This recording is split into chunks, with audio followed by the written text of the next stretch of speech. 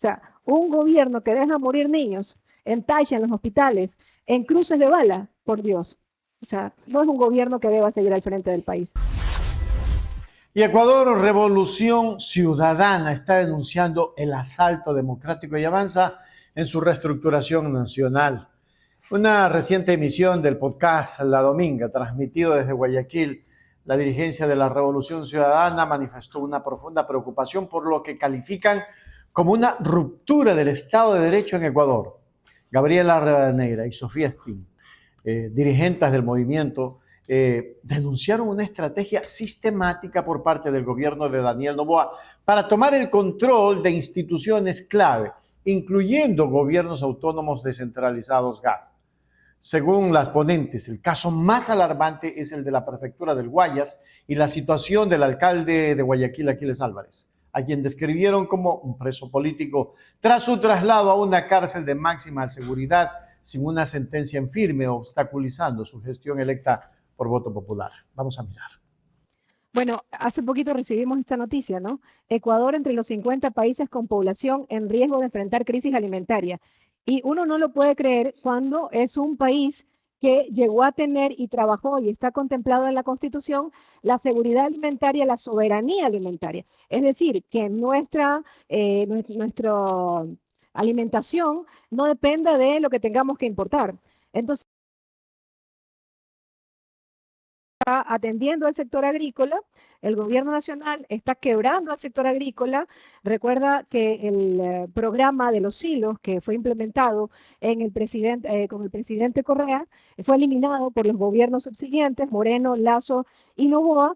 Se desinstalaron los silos, que era un mecanismo de almacenamiento para mantener los precios mínimos para los agricultores. Entonces comprabas arroz, les pagabas a buen precio y eso permitía que de alguna manera el negocio agrícola funcione y avance. Pero en este momento lo que están haciendo es quebrando al sector agrícola. Entonces es muy duro ver a nuestros agricultores y a sus hijos ya no queriendo pues estar en el campo, ya no quieren estar en el campo porque no hay negocio allí. Y esto es muy grave, porque lo que están haciendo es migrar, eso por un lado.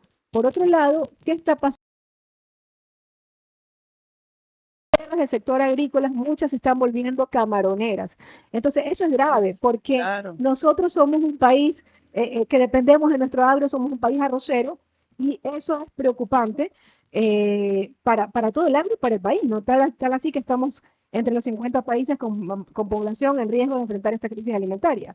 Entonces, ¿cómo lo están logrando esto? Y eso también tiene que ver con los GATS, Gaby. Empieza una estrategia que empezó cuando presentaron la ley de GATS, que les comenzaron a quitar competencias a nuestros GATS, a las alcaldías en particular. Presupuesto, como decías tú, ya no se pueden atender a los niños, a las personas con discapacidad, a los adultos mayores, pero una de las últimas leyes les quita la competencia del uso del suelo. ¿Por qué le quita la competencia al gobierno nacional del uso del suelo a las alcaldías? Porque simple y llanamente ahora quieren ellos tener el control sobre qué pasa en ese suelo rural, ¿no? Y ahí va a pasar eso, van a comenzar a quitarles, yo les anuncio que eso va a pasar, les van a quitar las tierras a nuestros agricultores para poner resort, para poner hoteles o lo que ellos quieran, ¿no? Ya lo hemos visto, por ejemplo, en el caso de Orón, cuando querían poner un resort en una zona de reserva. El caso de la libertad, además, nada menos promocionada por la primera dama de la nación, Lavinia Balbonesi. Entonces, esto es grave porque nuestro sector el sector agrícola está siendo desatendido y también en esto abona este acuerdo comercial con Estados Unidos, que es una firma, ¿no? Firman un tratado de libre comercio, una locura, ¿no? En vez de proteger a nuestro sector agrícola. Entonces resulta que tú tienes a nuestros agricultores compitiendo con los grandes agricultores estadounidenses que reciben miles de millones de subsidios.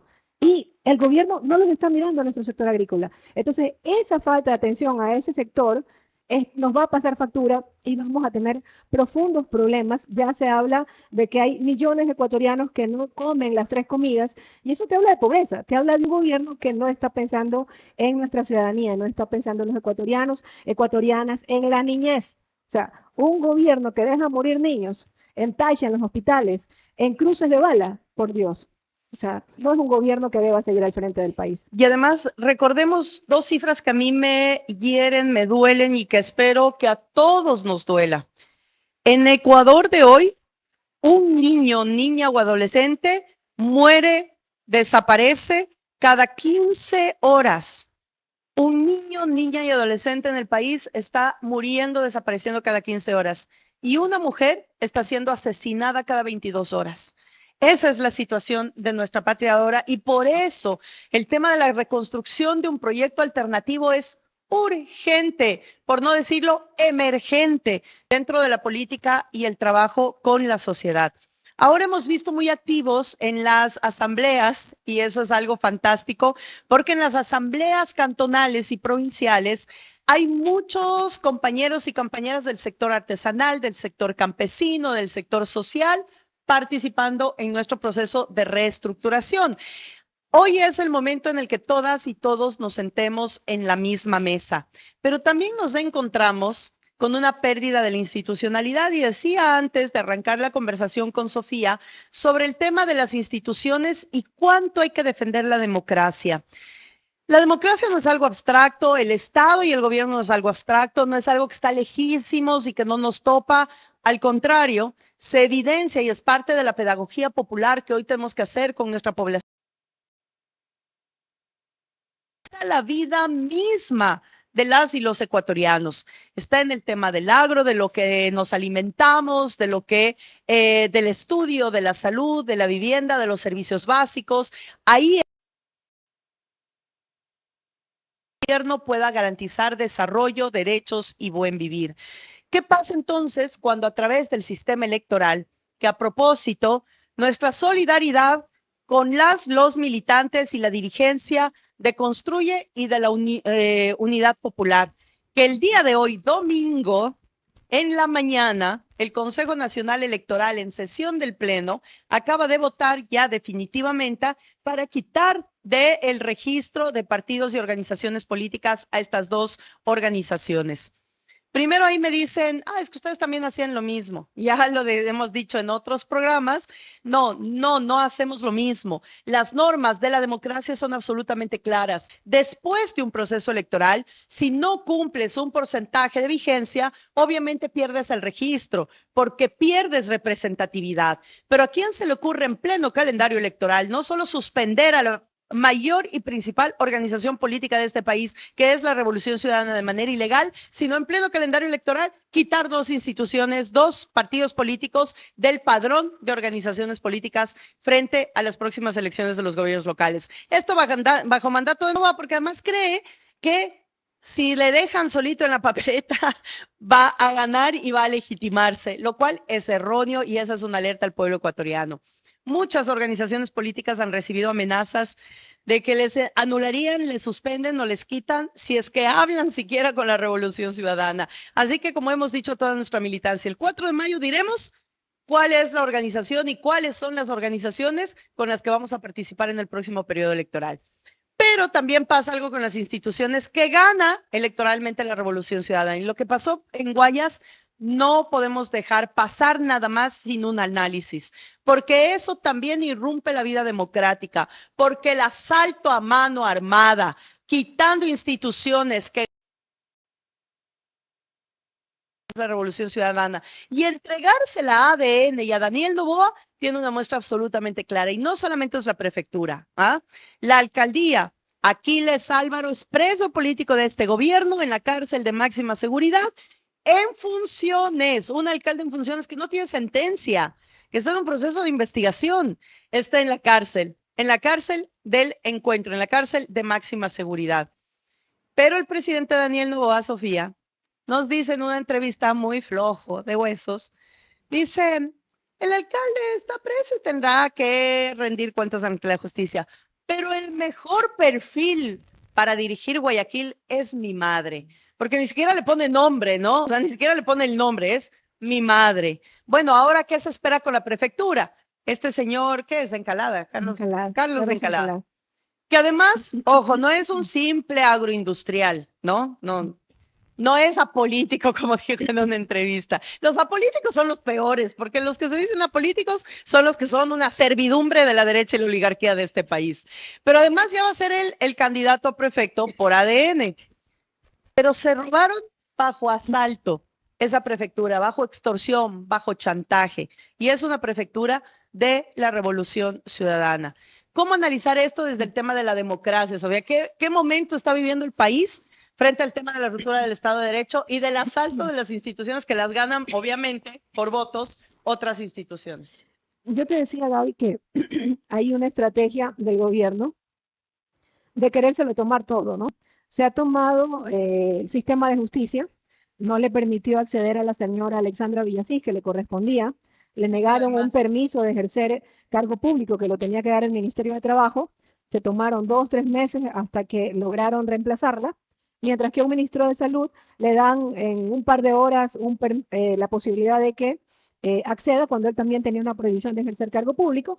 Se toma el sistema de la justicia, se toma el Consejo de la Judicatura, se toma la Fiscalía, se ha tomado el Consejo Nacional Electoral, se ha tomado el Consejo de Participación Ciudadana de manera ilegal. El presidente, ante este presidente no extractivista, quienes resistían a este presidente son los GATS. Entonces, ¿qué pasa? Pongo el ejemplo de Cuenca. Cuando se da cuenta que el alcalde de Cuenca le estaba frenando, por ejemplo, el proyecto Quinzacocha, no, eso no le gustó. Cuando se da cuenta que la alcaldesa de Santa Elena no le daba los permisos para hacer un resort en una zona reservada de Olón, que le lideraba la esposa, cuando se da cuenta que hay también otros municipios que le dicen, no, usted aquí no puede tomarse estas tierras porque son de los campesinos, son de los agricultores y requiere otro tipo de permisos, entonces se da cuenta que no puede hacer lo que le da la gana porque quien resiste son esos alcaldes y esas prefecturas deciden, no, ahora también me tengo que tomar las prefecturas y las alcaldías. Entonces, por eso, lo primero que hace aquí, por ejemplo, desde Guayaquil, el alcalde Aquiles Álvarez resistía y le decía al presidente sus verdades y le decía, usted aquí no puede hacer lo que quiera, entonces cogen y lo meten preso. No, como decías, Gaby, o sea, está preso un alcalde que estaba todos los días inaugurando obras en las calles. No tiene sentido, porque además es un proceso que prisión. Entonces tienen a un alcalde con prisión preventiva que no le permiten ejercer su derecho a gobernar Guayaquil, que le dio el voto ciudadano de Guayaquil. Entonces, ya no es suficiente tenerlo preso, sino que ahora también quieren la prefectura. Y todo esto porque quieren hacer lo que quieran, quieren darle permiso a todas sus empresas, camaroneras, bananeras, mineras, para tomarse el suelo de los guayaquileños. Entonces, de una manera puede ser legal, digo yo, puede ser legal, pero no es ético, pero no es correcto entrar por la ventana como lo han hecho en la prefectura de Guayas, ¿no? Primero, presionan a la prefecta del Guayas, nosotros podemos tener nuestras diferencias, ella salió de la Revolución Ciudadana, pero es obvio que hay una presión para que renuncie, luego hay una presión para que renuncie el viceprefecto Yo Carlos siempre decía, Serrano. Sofía, que quienes conocemos a Marcela, porque hemos compartido varios años y varios episodios políticos, quienes conocemos a Marcela sabemos que no es alguien que se deja fácilmente abatir, ¿no? Y prácticamente lo que hizo Marcela fue en este momento cerrar su carrera política, además de la peor manera, y lo que nos quiere decir entonces, su mensaje es por temas familiares. Bueno, detrás de eso, como lo hablábamos con los alcaldes, juntas parroquiales, etcétera, Pedro Solínez, gracias, compañero alcalde. La tiene clarita. Bueno, hay cosas detrás. La historia sabrá decirlo. Pero justamente, ¿qué pasó ahí entre Marcela y luego Carlos Serrano? Carlos Serrano pone la renuncia, luego vamos al consejo. ¿Qué pasó ahí? Ya, entonces, Carlos Serrano pone la renuncia y ahora tienen que elegir un viceprefecto. Pero resulta que la terna que manda la señora Guiñaga, el viceprefecto no tiene nada que ver con la Revolución Ciudadana. Entonces resulta que un GAT, una prefectura que la ganó la Revolución Ciudadana, con votos de la Revolución Ciudadana, con una ciudadanía que confió en nosotros, de repente termina en manos de alguien afín a ADN. Entonces, eso no es democrático, eso no es legítimo, eso no es correcto. Por último, puede ser legal, pero no es ético. Entonces, entras por la ventana en estas instituciones. Entonces, sí preocupa mucho esta manera de tomarse las instituciones, la Asamblea, por ejemplo, comprando votos, sacando legisladores que eran de la Revolución Ciudadana para que voten por ellos, y otras maneras, como hemos visto, por ejemplo, lo del Consejo de la Judicatura con la señora Alexandra Villasís, ahora están haciendo lo mismo con la prefectura. Entonces, en conclusión, la narrativa presentada en La Dominga refuerza la postura de la Revolución Ciudadana como el principal bloque de oposición, enfocándose en la defensa de la institucionalidad y la ética partidaria. Mientras el gobierno busca consolidar su poder en los territorios, la RC apuesta por una movilización de bases y la denuncia internacional como mecanismos de resistencia, dejando claro que el camino hacia las próximas elecciones estará marcado por una fuerte polarización y una lucha por la legitimidad democrática en las urnas. Simple. Muy lamentablemente en el Ecuador tenemos esto, porque hemos dejado avanzar y hoy Gabriela Rivadeneira, Sofía Espín, la reestructuración de la nueva dirigencia de la Revolución Ciudadana ha comenzado a pararles el carro. Sin embargo, tienen que cuidarse, porque el fascismo es fascismo y el fascismo persigue y mata. Esa es la palabra. Eso es lo real, señores.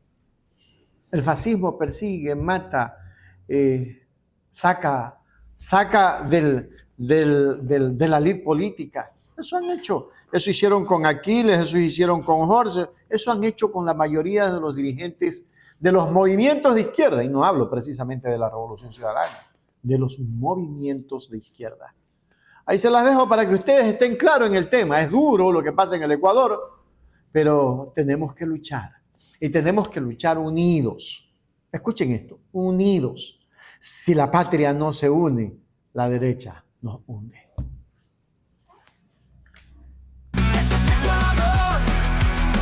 Suscríbete ya. Hechos Ecuador. Suscríbete ya. Hechos Ecuador. La verdad está ahí. No te pierdas nada. Cada día algo nuevo. Conéctate al canal y mantente informado. Siempre estamos aquí para darte lo mejor. Hechos Ecuador, claro, la verdad sin temor. Hechos Ecuador.